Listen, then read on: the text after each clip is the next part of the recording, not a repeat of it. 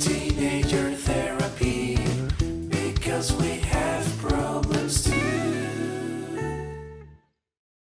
Hey everyone, I'm Gael, and today I'm joined by a very, very special guest. X, would you like to introduce yourself? Yes, thank you. Hi. Thank you so much for having me here. My name is X Gonzalez, formerly known as Emma Gonzalez. You might know me from the March for Our Lives March on Washington against gun violence, for gun violence prevention and gun control. Um, and yeah, that's who I am. Hello. Very cool. Yeah, I still very vividly remember when you kind of came into the spotlight. I think it was my freshman year in high school, which is kind of wild because I'm a senior now, so it's been a while.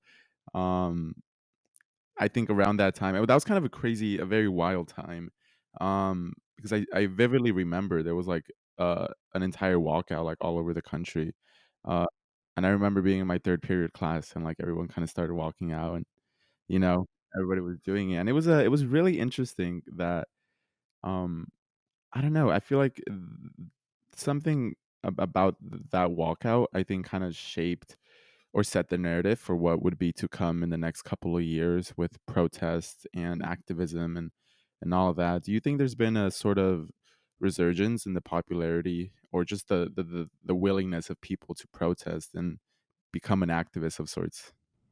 Definitely. There are so many young people nowadays who are just sorry, my roommates are really loud. But there's a definite um there's a definite existence in this like of energy in this age range where it's like I want to go outside and do something. I am desperate to just move around to, give something that I can to the people in this world.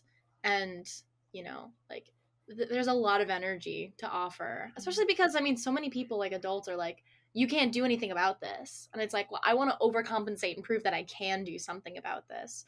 And so, like, with the handy dandiness of like Twitter and technology and stuff, it's really easy for us to like communicate with a lot of people from a lot of places and say, you know what, fuck it, we're doing a walkout, and then everybody can get all the information at once.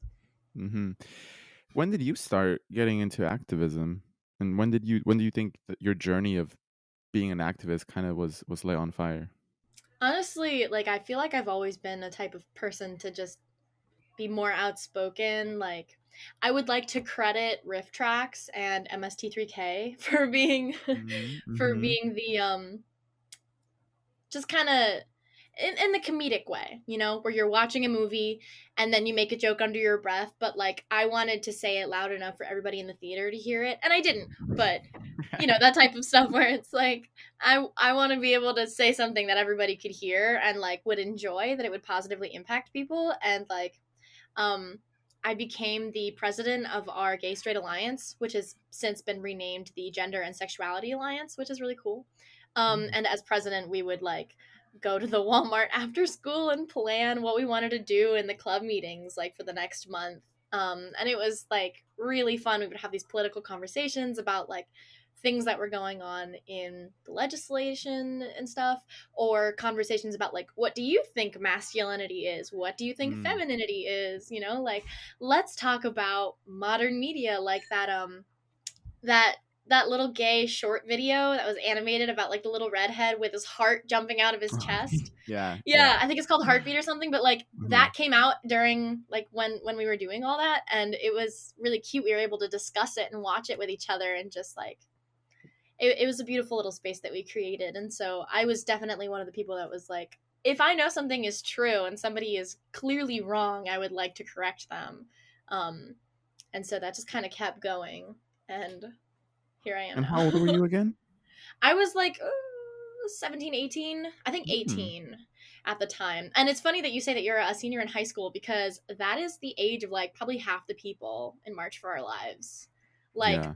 a lot of the people in March for Our Lives, when it was like the beginning of an organization, were like freshmen, sophomores, juniors, and seniors in high Mhm. school.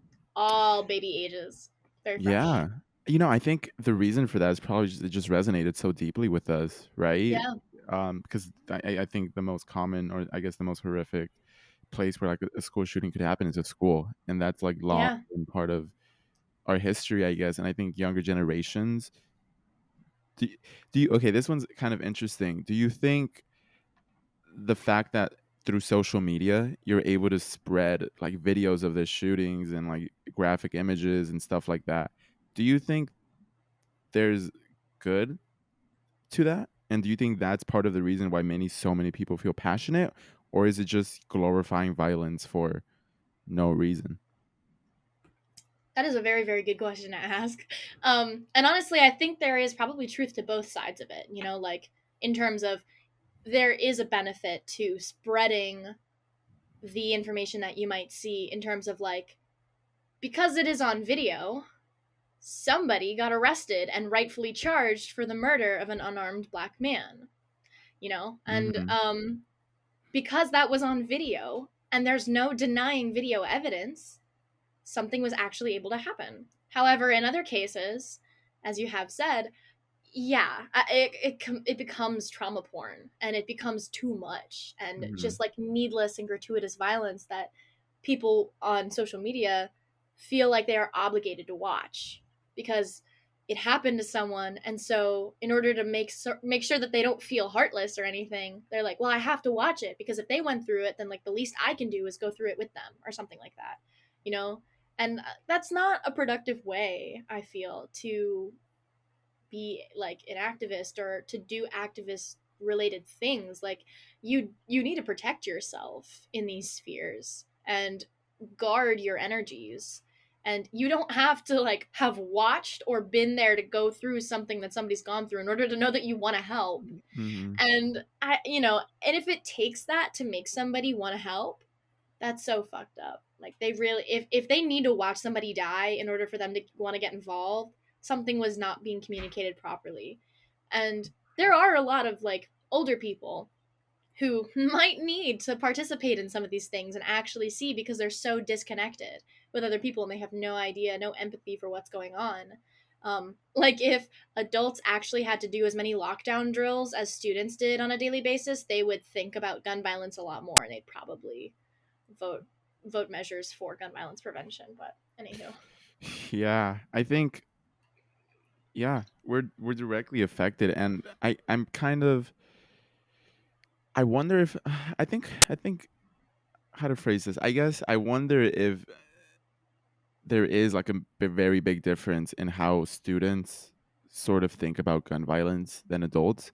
I know there's obviously a lot of adults that also have that constant worry, but I think as students, that pressure is so much bigger, especially because I feel like the shootings that are most amplified is the ones that happen to children in school, and that's when you get like trauma porn and you get a resurgence of just like violent videos, and a lot of these don't really have trigger warnings. Like they're spread all over the internet, and you have like freshmen, middle schoolers like watching that and getting traumatized.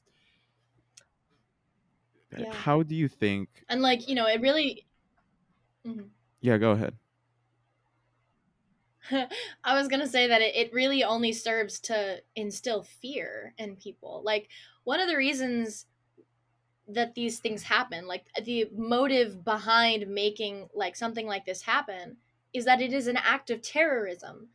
And by definition, that instills fear and terror into the people involved. And so when people watch these videos and re traumatize themselves a lot over and over and over again, the terrorism is being fulfilled. Like, people who have perpetrated these violences get what they want. If you feel so paralytically afraid every day, and like, we have every reason to be afraid and every reason to feel like valid fears and stuff, but like watching these videos, that is like something that they want you to do. And Mm, it's good to know that like you should not be watching them. If you can stay away from it, you should not be watching it. yeah, I think I really like the point you make, that it's really definitely really messed up that it kind of takes such traumatic graphic evidence in order for people to care. Mm. Um, and I don't know, that definitely is odd. I What do you think about when it comes to just activism as a whole? And obviously there's so many issues around the world. You got things going on in Poland with abortion laws, you got things going on in India and in China, in Russia. in America, right? Like there's things going on in all parts of the world, and it seems like all these issues are terrible. And what people are beginning to feel, I think now more than before, is a sort of burnout, right? And we're getting Mhm. burnt out of how do I care for all these causes? What do I choose? I don't want to be performative, but I also don't want Yeah. to just ignore it. How do you find that balance? That is once again a wonderful question. Um, it is a really important question to ask yourself. Like, if you consider yourself an activist, it is vital to think like, how do I want to spend my energies? And if you're new to this, or if you just, if you don't really know what to do next or something, I would recommend that you just think long and hard about the things that really pull you in, the things that you really feel gravitated towards for any particular reason, and like learn as much as you can about it. Like, you don't have to watch the triggering videos and stuff. Like, read books about it. Learn all of the situations in which like possible solutions can come, or all of the possible solutions that do already exist and aren't being utilized because they're solutions that black and brown and BIPOC people have come up with, and white people keep ignoring them. Lots of stuff where it's like, if you really want to get involved, there's tons of little things that you can do. Bumping various petitions on Twitter and stuff, or staying off of Twitter and working on your own brain. Like, there's Hmm. actually a lot that we don't really talk about, where it's like, if you are not your best self in the activist sphere or the sphere of activism, you're probably going to negatively impact the people around you. If you're feeling hurt from other people, you might end up hurting someone else. And it's very important to keep your own energies and your own actions in check, and to keep looking at yourself first and foremost before you think I have all of the answers. And sometimes it's okay to take a break.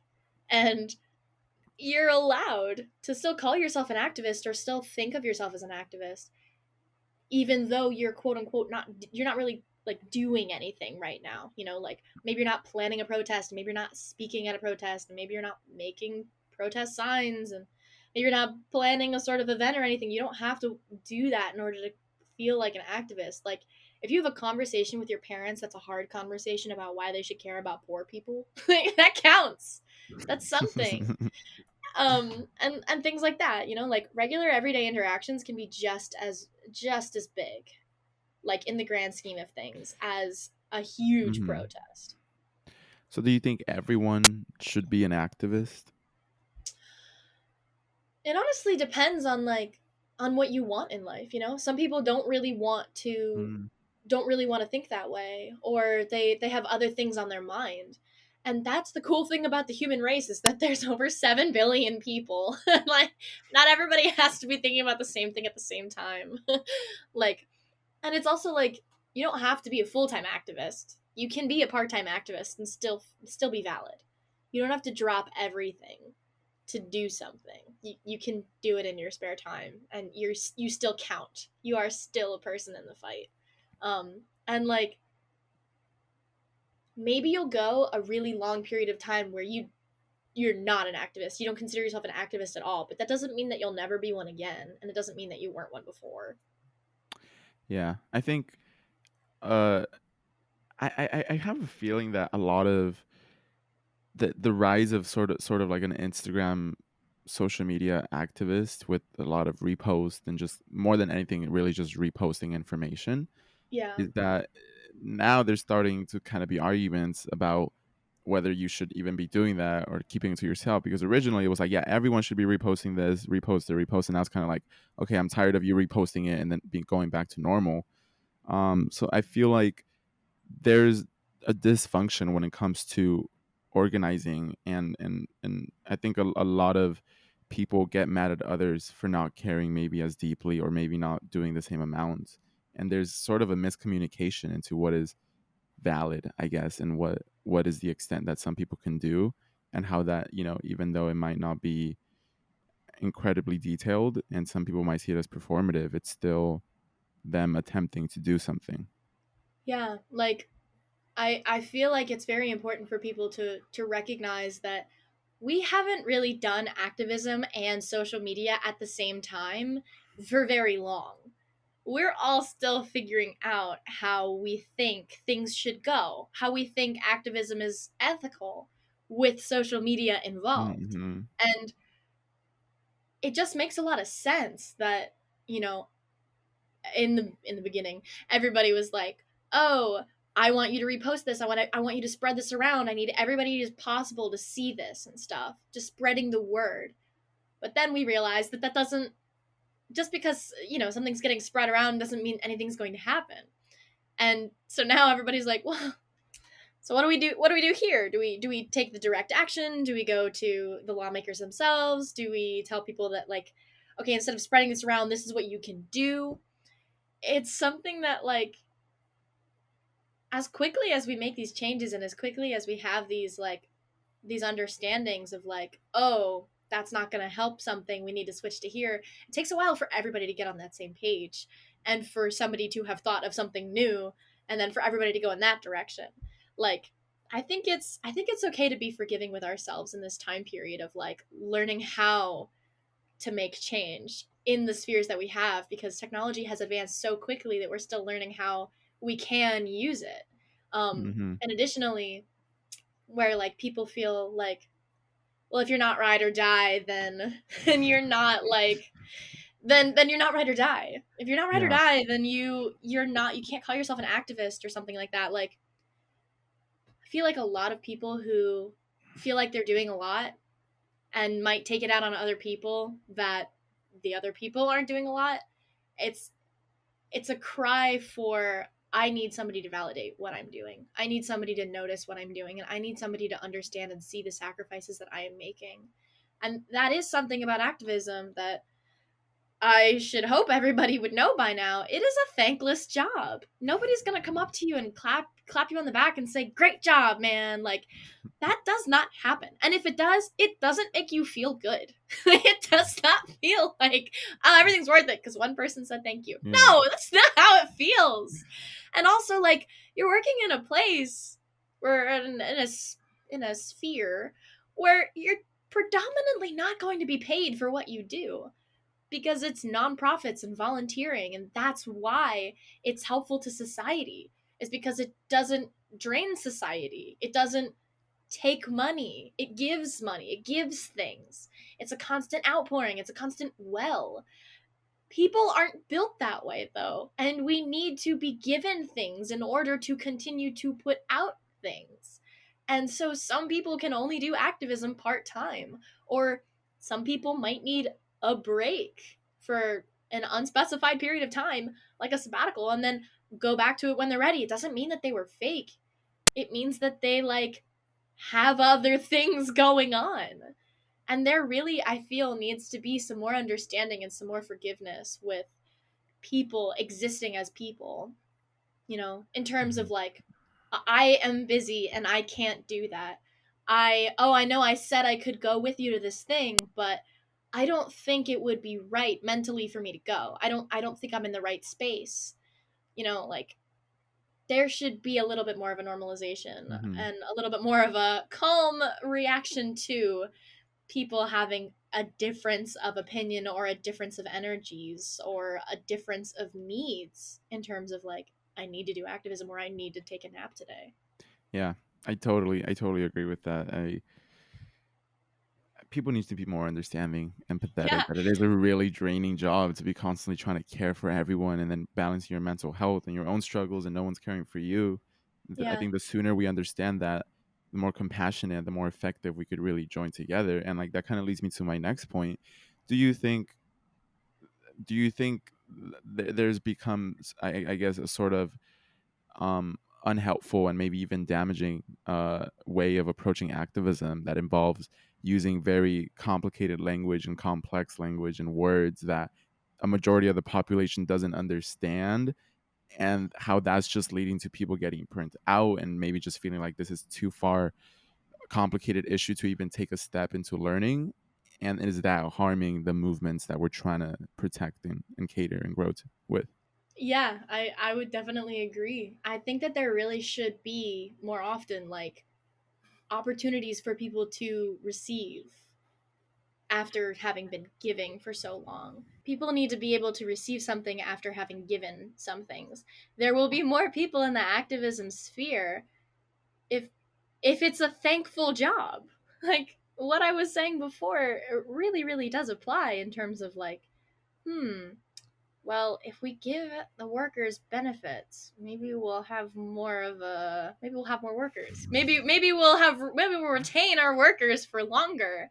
You know, things like that where Yeah. like there's the attitude, there's the propaganda aspect of like, as you were saying, the language that's probably too big for some people.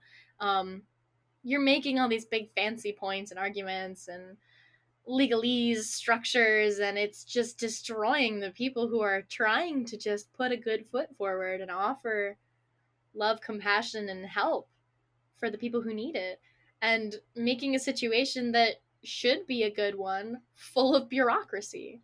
And yeah, I would heavily agree that the spaces of activism that currently exist are not always the best, specifically right now, because not a lot of people really understand how to do it. And like once again, we're still figuring out how to make activism and social media work together, and like how we're actually going to be able to make a change and spread news and stuff in an ethical way, in a not traumatizing way. And like just looking at the burnout that people are feeling now, like it's so clear to see the sources of where that burnout is coming from. Like nobody's getting paid enough. Minimum wage is just like the need for minimum wage to increase is only increasing as inflation increases. There's no universal health care. The climate is dying. Like there's lots and lots of things to feel burnt out about. And it seems like the places where we work and the places that we exist in outside of work do not give us enough support to be able to continue producing while we have these anxieties and these pressures externally. Yeah. And X, are you burnt out? Do you feel like, I don't know, you're digging at a grave that's just a hole far too deep? Hmm. What a lovely question. Yes, I am feeling burnt out. Thank you for asking. I am watching all the people around me feel burnt out. It also doesn't help that with quarantine and COVID-19, college and schooling has only gotten more and more confusing and tedious. Especially because even though I'm here in person, I'm online. And even though Mhm. it's online, we don't have like spring or fall break, so we can't relax from the work. It's just no support for a lot of people. And like that's true for like all the colleges in the country right now. That's not just like here. Like everybody's going through it at the same time, and it doesn't seem like anybody is addressing it in a way that there can be a positive change. And so I've been making a sweater, and I've been watching a lot of TV and painting occasionally and getting high like every day. Um, because I've found that this is something that works for me. Like medical marijuana is Mhm. what my brain needs, and I've found that it is actually like medically positive for my brain, and that's one of the things that's kind of helped me stay afloat in a burnout period and still enjoy the things that I normally enjoy. Help me combat like the symptoms of my depression, anxiety, and CPTSD is like just existing in a very, very high state. It's very nice. Yeah. I really, really hope you're like taking care of yourself, and it sounds like you are, which makes me glad to hear, because from the outside, like looking in, it must be it looks so draining. Yeah. Just what a responsibility you have that maybe you didn't even really ask for, but you Mm-hmm. have millions of followers on Twitter. People listen to your words, and you have to be constantly educating yourself and staying on top of it, because one wrong move and you could lose credibility, you lose like the movement or whatever, and it's a tough job being an activist. So It thank you for what really you do, is. though. Thank you so Yeah. much. Yeah, like could not agree more. It is a very precarious situation to exist in, and once again, not one that I particularly asked for. Um But yeah, I actually have been taking a break, which is one of the reasons why I've Yeah. been advocating in this time period of ours that people should take breaks. It's Yeah. kind of important. It doesn't mean that you've stopped doing the work. It just means that your body needs to fucking recharge. Are you kidding me? You can't just Yeah. do it for forever. Mm-hmm. Exactly. Do you think I'm curious, do you think how do you feel about the situation you were placed in and like what you were able to grow? Is that something that sometimes you wish that like you could have just been a very I guess maybe unknown person just living your own life, doing your own thing, or are you glad that you were able to get the platform that you have? Because I'm sure you're thankful for it, but is it something that, truthfully you were really just I don't know, I guess that you really appreciate having now instead of just a normal life, I guess. Yeah, it's definitely a weird thing to have to come to term to and come to terms with and stuff. Yeah.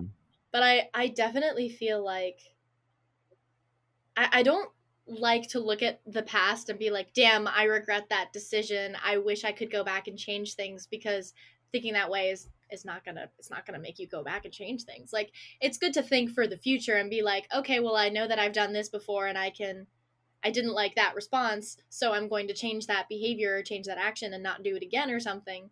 However, that was kind of a random once in a lifetime thing. I don't think anything that I can think of now would change that in the future or anything. Um, but yeah, I would say that, like, I'm glad that at the time I was able to communicate in a way that people felt a connection to what I was saying and a kinship with who I presented myself as, and that we as an organization and as a group of kids managed to completely and totally dominate the narrative and actually communicate about the problems that were actually happening, instead of letting politicians take over and create a stump speech instead of actually changing laws. Hmm. Um, I'm glad that we were able to actually get some laws changed. Like, Florida has ERPOs now. We didn't have ERPOs before. Extreme risk protection orders. Like, that is fucking vital. Every state needs to have those. And, like, Biden's passing some gun violence prevention legislation, and obviously it's not enough.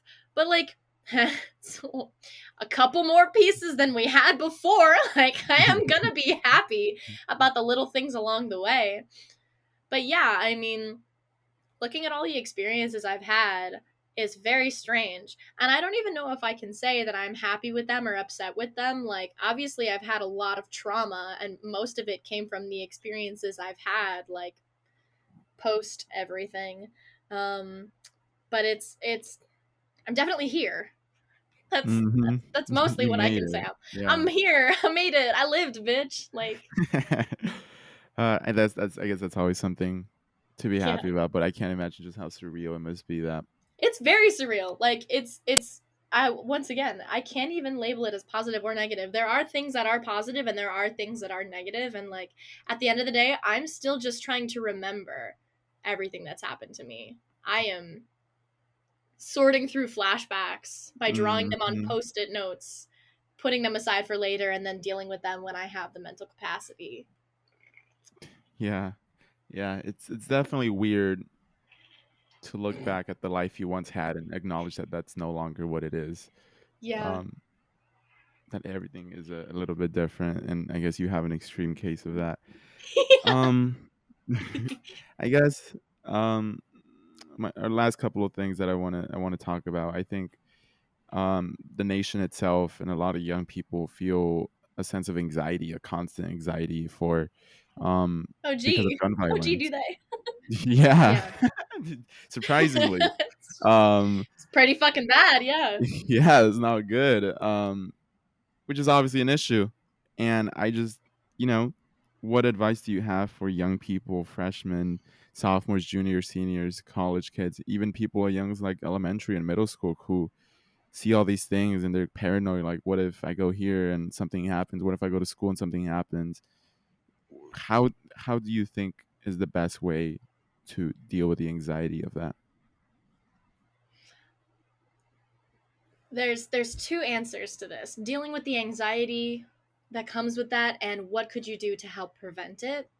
For the preventation or the preventativeness for it, like, I would definitely advocate, if you haven't already talked to your parents about it, or you don't want to talk to your parents about it, like, and you might feel disillusioned by the voting system and stuff, but like, you can call your legislatures and leave a message and be like, assuming they don't pick up, and be like, hey, I want you to know that this is something that I legitimately care about. This is something that I know affects me, because at the end of the day, the people who are in office were voted into office, and they wouldn't be trying to make it as hard as possible to prevent people from voting if voting didn't do something, if voting didn't have an impact.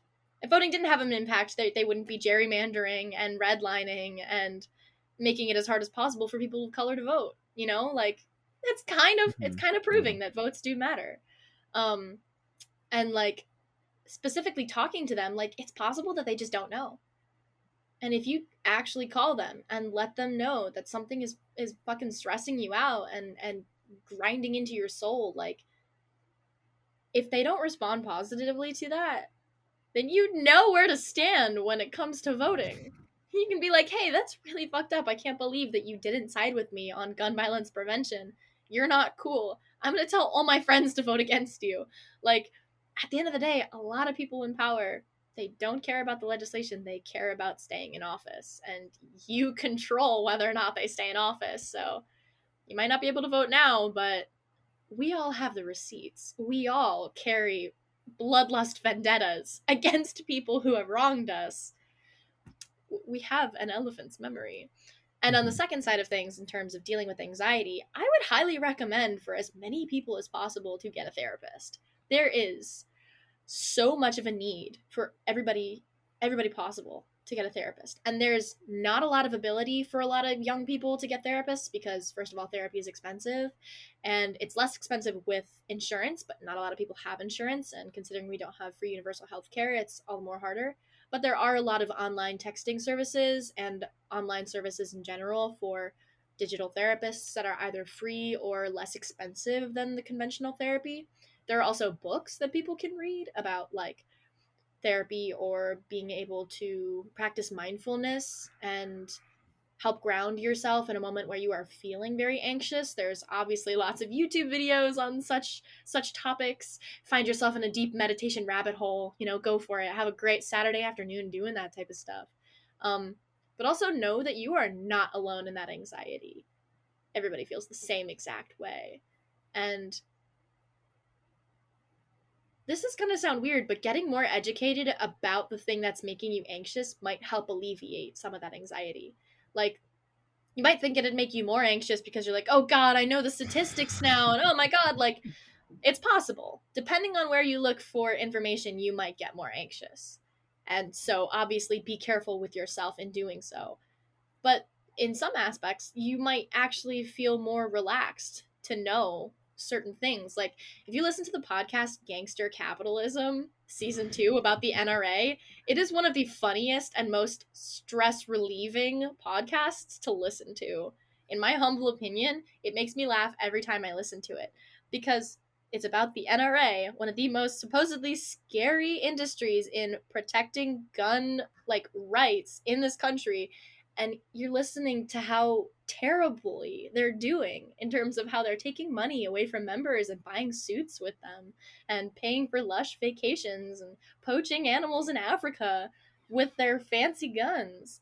And like, it actually brings levity to the situation and makes you feel better about what's going on, because you realize that like the forces of evil in this conversation are like no more scary than the bad guys in Scooby-Doo that the kids always reveal at the end of the episodes. Like, we really do have the power. Yeah, that's really. I really like the advice of getting educated. I guess the reason it works is just it really does ground you. I guess there's confidence in knowledge and understanding the issue. Um, the last thing is you now identify as X and they them. What kind of words of encouragement do you have to someone that is also, thinking about how they express themselves and how they feel most comfortable in their own skin? Yeah, definitely. I think that like a lot more people should really take a close look at their own gender identity and stuff, Mhm. and realize maybe I only actually like this because it's been put on me and that's what I know.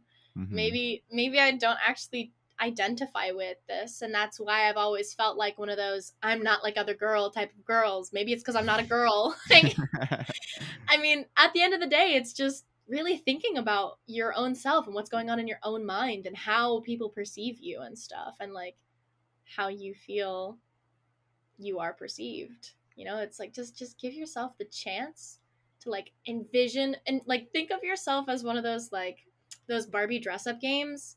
If you could make yourself look exactly how you want to look, perceived exactly how you want to be perceived, what would you do? Which direction would you go? Because you know what?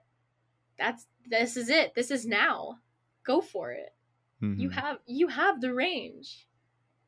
That's really good advice. I do agree. A lot of people don't bother thinking about it. They're like, it can't be me, but they I take dyed kind of my like a closer look. eyebrow. I dyed my eyebrow blue last night because you know what? It can be me. It can be you. Why'd you choose blue? Oh well, like the rest of my hair is also blue, and I was like, Mhm. I'll make it match. But my Yeah. roommates were bleaching their hair, and I was like, I'm gonna do my eyebrow Mm. too. But only one Only eyebrow. one. Well, I have a piercing on the other one, and I didn't want to put bleach in the piercing. Oh, that makes sense. That makes Yeah. sense. Anyways, X, is there anything else I didn't ask you or talk about that you think would be important or something that you want to tell the world? Yeah, I just want to stress the importance to everybody of educating oneself in any area where somebody wants to like wherever you want to focus on, like make sure that you don't feel like you're the king of all kings. You're Everybody needs to start at the lowest of all lows and work their way up, and like have respect for other people and feel humble. And also, therapy is vitally important, and everybody really should get a deeper understanding of their brain. And if you know somebody who really doesn't want to do that, chances are they're avoiding something and they need to address it. Um, and they might end up taking it out on you, so be careful with yourself. And additionally, I think everybody should be a little bit more open to the concept of like experiencing life with forgiveness and understanding in terms of like people typically make mistakes, and like it's not helpful to kick them out of society once they've made a mistake. What's helpful is explaining to them how they've made that mistake, what they did wrong, how it hurt people, and holding them accountable so that they don't do it again. You know, like I Hmm. personally think that we should change cancel culture to roasting culture again. I think roasting culture was very beneficial to all of our brains and kept things lighthearted and good. Yeah. Oh my But yeah. god. That's interesting. That kind of brought back some memories. I remember. Remember when everybody would just go boy Yeah. and society was good. They would like that. Yeah. No need to overcomplicate it. Like gatekeep their issues. Just roast them. Tell them stupid. They'll change. Exactly. Just Yes, I agree. Well, thank you, X, so much for joining thank me. It you. was a really insightful conversation. And where can people find you? Oh yeah, so I'm on Instagram, EmmaWise18, and I'm on Twitter. The new at is at Call Me X. Um, and I'm out there existing. In the world. See me talk. Yeah. All right. Well, thank you. Thank you so much. This has been beautiful and lovely. Of course.